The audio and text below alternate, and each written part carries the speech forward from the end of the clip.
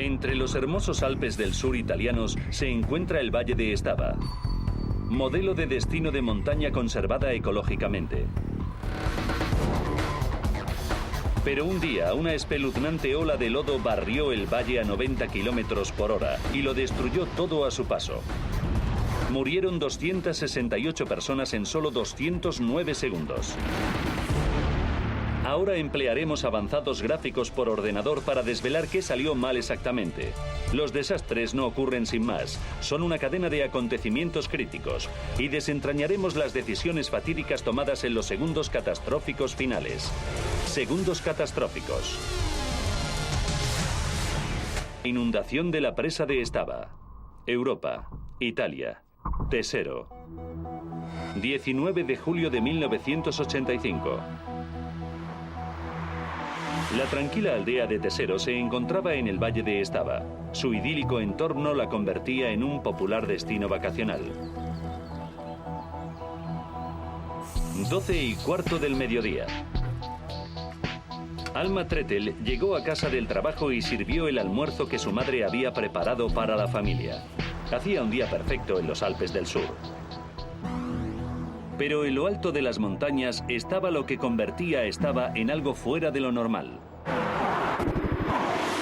La mina del Monte Prestabel se había explotado desde el hallazgo de ricos yacimientos minerales en el siglo XVI. Los vecinos coexistían pacíficamente con las empresas mineras que extraían fluorita, una valiosa sustancia química de la montaña.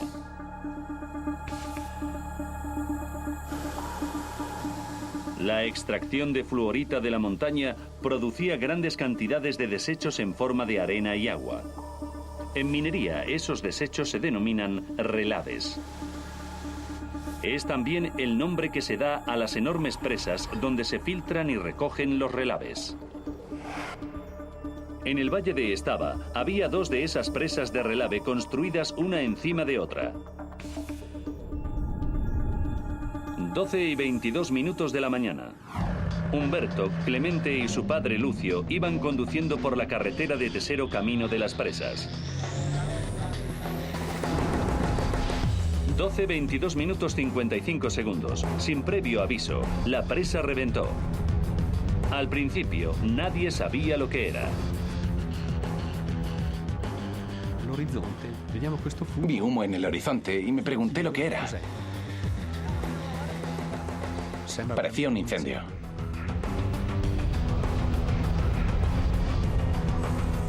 (12:23:25).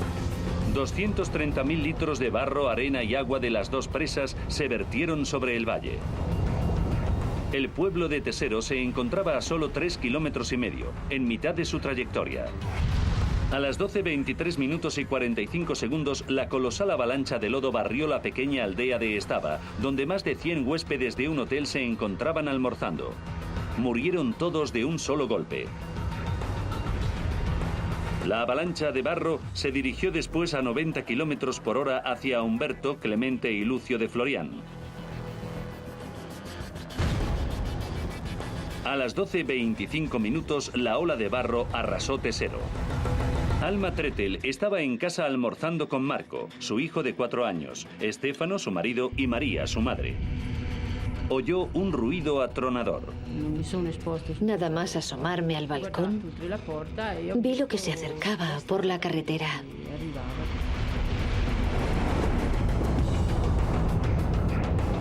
Segundos después, casi 250.000 de litros de barro arrasaron la calle de Alma y rompieron en pedazos 17 de las 25 casas.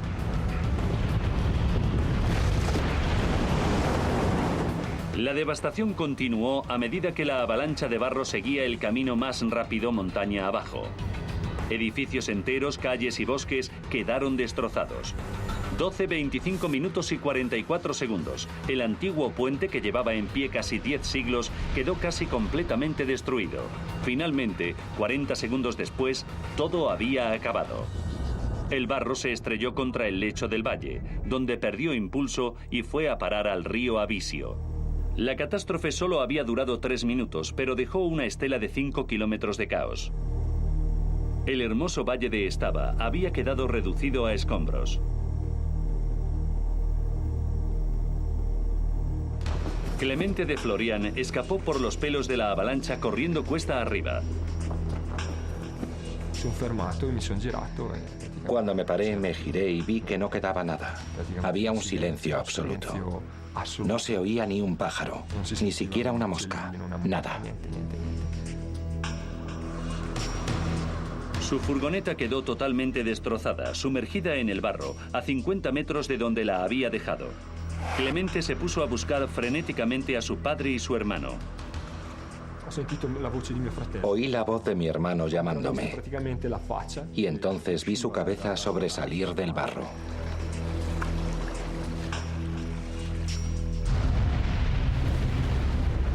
Mientras tanto, a 100 metros de distancia, el escultor local Giuseppe Mich vio los daños desde la ventana de su taller y acudió a socorrer a la gente. Fue uno de los primeros rescatadores en llegar. Vi una figura humana, tumbada, abrazada a un árbol. Cuando habló, me acerqué y reconocí la voz.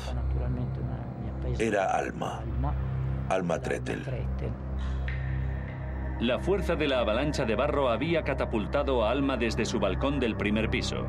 Giuseppe la encontró a 300 metros de donde había estado su casa. 1 de la tarde, media hora después del accidente, los bomberos locales, los equipos de rescate alpino y la policía ya se encontraban en el valle, pero apenas eran necesarios. De los 281 desaparecidos, solo 13 personas fueron halladas vivas. 89 hombres, 120 mujeres y 59 niños perecieron en la avalancha de barro. Se perdieron un total de 260 vidas. El marido de Alma, Stefano, su madre, María, y su hijo de 4 años, Marco, se encontraban entre ellos. Fue una de las peores roturas de presas de la historia. 3 semanas después, la operación de rescate se dio por finalizada. Cuando comenzaron los funerales, el pueblo de Estava estaba traumatizado. Toda Italia se conmovió profundamente por la pérdida. No solo una, sino 2 presas habían reventado. Averiguar por qué era una prioridad nacional. Ahora repasaremos los acontecimientos de aquel día nefasto y profundizaremos en la investigación para descubrir qué ocurrió en realidad. El día de la tragedia, los tribunales regionales iniciaron una investigación para determinar los sucesos exactos que condujeron al desastre. El profesor Pietro Colombo, experto en avalanchas de barro, dirigió el equipo de investigación.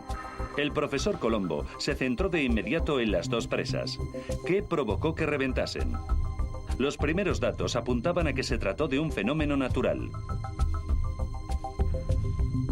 En el cercano Cavalese había un sismómetro. Los investigadores examinaron las lecturas del momento exacto en que reventó la presa, las 12:22 del mediodía.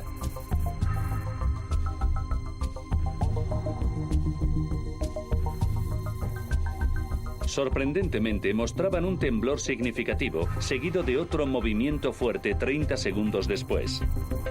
Otros sismógrafos de la región apenas registraron el temblor o ni siquiera lo registraron. Resultaba muy extraño y significaba que los temblores estaban muy localizados, demasiado localizados para ser un terremoto. Entonces, ¿qué causó la lectura de los sismómetros con 30 segundos de separación? El profesor Colombo se imaginó que los debió causar la propia rotura de las presas. Dedujo que el primer temblor se debió al derrumbamiento de la primera presa. Los contenidos de la presa más alta se vertieron en la presa más baja. Bajo la gran presión de esa enorme carga, la segunda presa también se vino abajo. El barro, la arena y el agua se salieron de la presa y rebotaron contra la pared opuesta del valle, causando el segundo temblor del sismógrafo. Los investigadores ya sabían cómo habían cedido las presas. Su siguiente tarea fue averiguar por qué. Si el desencadenante no había sido un factor externo como un terremoto o una explosión, tuvo que ser algo interno. Algo dentro de una de las presas causó el derrumbamiento. Y como la presa superior se vino abajo primero, se convirtió en el nuevo foco de la investigación. Las presas de relave se utilizan ampliamente en el mundo de la minería.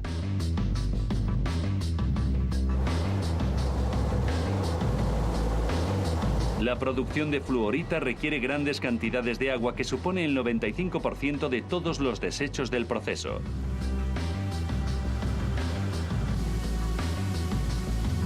Una enorme máquina llamada hidrociclón separa la arena del agua.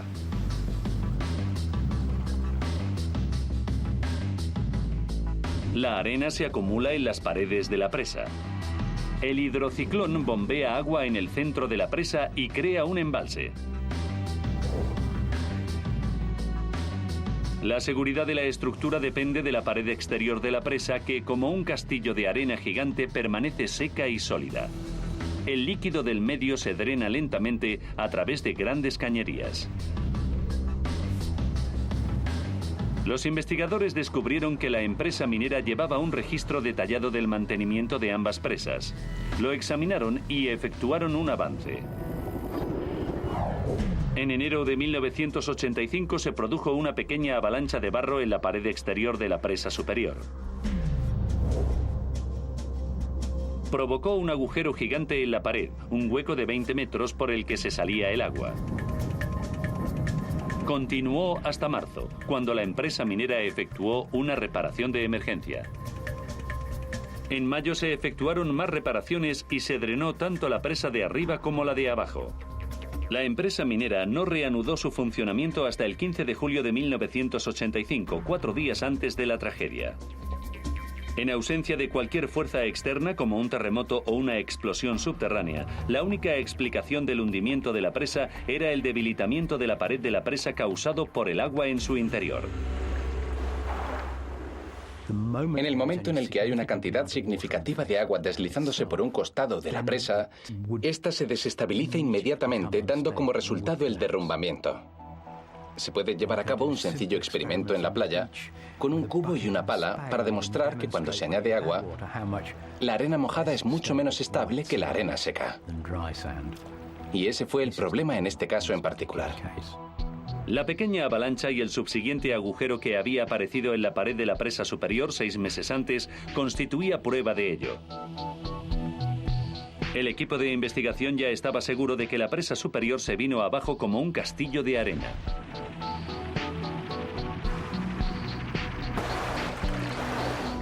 Empezaron a estudiar por qué y examinaron los archivos meteorológicos de los 66 años previos al accidente y efectuaron un descubrimiento fascinante. Los investigadores se fijaron en que el año 1985 fue uno de los más lluviosos de la historia en el Valle de Estava, con casi un 22% más de lluvia de lo normal. Era una buena pista para el profesor Pietro Colombo. Estaba seguro de que la plusmarca de pluviosidad jugó un papel importante en la crecida del nivel del agua. Pero no estaba seguro de que fuera el único factor concluyente. Los investigadores necesitaban desesperadamente una nueva pista y se concentraron en el corazón del accidente, las propias presas. La brecha de la presa superior era claramente visible, pero la presa y el embalse inferiores estaban totalmente destruidos. Tras registrar 360 toneladas de barro, sedimentos y escombros, encontraron una pista entre los restos de la presa de arriba. Era la tubería de drenaje y estaba rota. Ahora ya tenían algo. La examinaron más de cerca y revelaba señales cruciales de una reparación anterior. Se había sustituido una sección de tubería. Pero durante los años transcurridos desde la reparación, el peso de los desechos mineros o relaves acumulados encima la habían combado. Al final acabó soltándose de los puntos de anclaje, se abrieron huecos y resultó inservible. Los investigadores se dieron cuenta de que la culpa la tenían las reparaciones de emergencia que la empresa minera había comenzado 2 meses antes del desastre. Para llevar a cabo esas reparaciones, la empresa minera tuvo que vaciar cada embalse. Pero 3 semanas antes de que reventasen, los embalses se habían vuelto a llenar. Y 4 días antes los habían puesto en marcha. Bombearon desechos a la presa, pero la tubería rota no pudo drenar el exceso de agua. Y entonces la pluviosidad y el agua del deshielo se encontraban en su punto máximo. La presa no pudo contener la presión contra las paredes de esas fuentes combinadas de agua y el agua del interior del embalse acabó reventándola. La estabilidad de la presa de Stava exigía que el agua se mantuviera alejada de la ladera exterior de la presa. Si el agua se acercaba a la ladera exterior de la presa, su derrumbamiento era inevitable. Al final, algo tuvo que ceder. La pared de la presa superior se vino abajo y liberó 360 toneladas de arena y agua que barrieron el valle destrozándolo todo a su paso.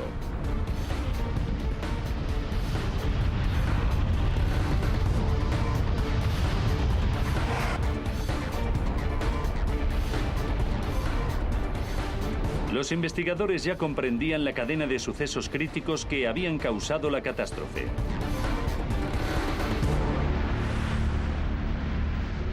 ...209 segundos antes del derrumbamiento, la presa superior se estaba transformando en arenas movedizas. Los granos habían perdido la capacidad de mantenerse unidos como una estructura sólida. 198 segundos antes, el denso líquido ya estaba vertiendo desde la presa de arriba a la presa de abajo, que estaba peligrosamente sobrecargada. 179 segundos antes del derrumbamiento, la presa inferior estaba a punto de reventar. Se vino abajo y liberó los relaves licuados. 159 segundos antes, la avalancha de barro alcanzó el pueblo de Stava, a 800 metros de distancia, y destrozó 24 casas y 3 hoteles, donde más de 100 turistas se encontraban almorzando. Perecieron todos. 99 segundos antes del desastre. La ola de barro llegó a las afueras del norte del pueblo de Tesero. Humberto y Clemente iban en la furgoneta de su padre por la carretera del valle. Mi padre no malgastó ni un segundo. Nos dijo, salid, rápido, corred cuesta arriba. Humberto y Clemente escaparon, pero la ola, que viajaba a 90 kilómetros por hora, mató a su padre, Lucio. 79 segundos para el desastre. La avalancha alcanzó la calle donde vivía Alma Tretel y arrasó 17 casas. Escuchó un estruendo y salió al balcón, desde donde vio la cascada de barro que bajaba por la calle. No tuve tiempo de decir ni una palabra antes de que la casa se hundiera bajo mis pies.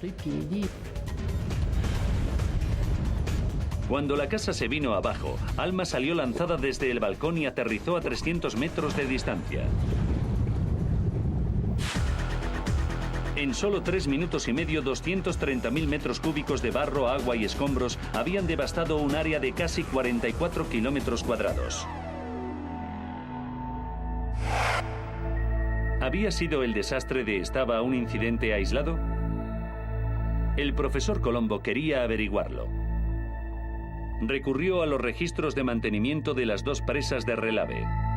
Su investigación obtuvo unos resultados impactantes.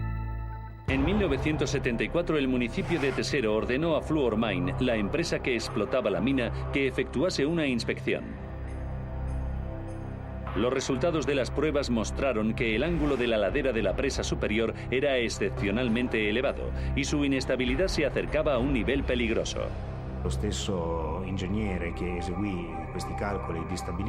Al ingeniero que llevó a cabo esas pruebas le sorprendió que las presas no hubieran reventado antes. Debería haber servido de advertencia. Pero no se hizo nada. La situación se ocultó y se siguió trabajando con normalidad. Eso ocurrió 10 años antes del desastre. El hallazgo empujó a los investigadores a profundizar en el tema y descubrieron todo un catálogo de errores. El suelo era totalmente inadecuado para sostener las presas. El terreno era demasiado pantanoso para permitir un drenaje correcto, un requisito esencial para su adecuación. Sin un drenaje adecuado, las paredes no podían secarse ni permanecer sólidas y estables. Y lo que era más, los cimientos de la presa superior se habían construido parcialmente sobre la presa inferior.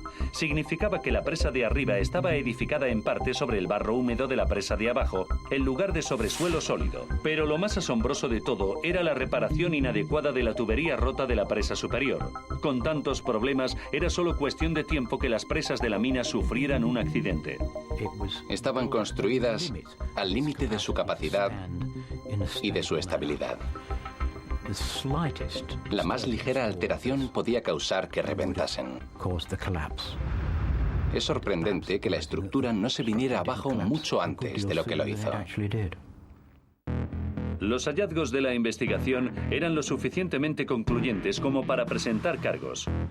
El juicio tuvo lugar en 1988. El proceso del Valle de Estaba tardó 7 años en completarse. Al final, 10 personas, 8 de las 5 empresas que habían explotado la mina desde la construcción de la presa superior y 2 miembros del Consejo Regional a cargo de la seguridad en las minas, fueron declarados culpables del desastre y de homicidio múltiple. Todos fueron condenados a penas de cárcel.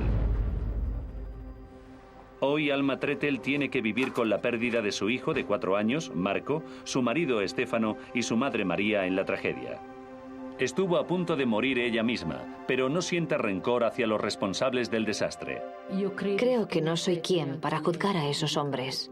Ni siquiera me lo planteo. Antes estaba indignada porque pensaba que era su deber efectuar revisiones de seguridad y no las habían hecho. Si lo hubiesen hecho, no habría ocurrido nada.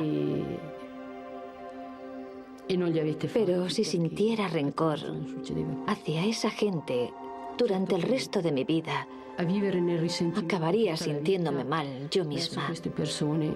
Así que le dije a Dios que se los dejaba a Él, que lo ponía en sus manos.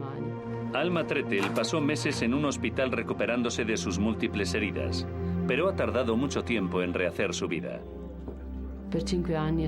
Pasé 5 años realmente duros, pero luego conocí a mi actual marido y recuperé un poco de esperanza.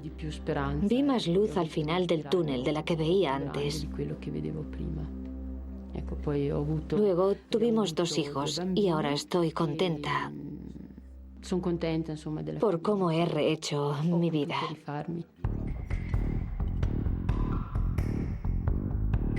Tras el juicio de Estaba, y aunque en Italia se mejoraron las leyes en materia de seguridad en las presas de relave, en otros países aún tuvieron que aprender la lección. Desde 1985 se han producido no menos de 33 accidentes similares en todo el mundo, 8 de ellos en Estados Unidos. En Estaba la mina no volvió a reabrir después de la tragedia, pero tras una exhaustiva restauración, el valle ha recuperado su antigua belleza. Los turistas han regresado y los vecinos han contribuido a reconstruir su comunidad y han recobrado su tranquilo e idílico estilo de vida.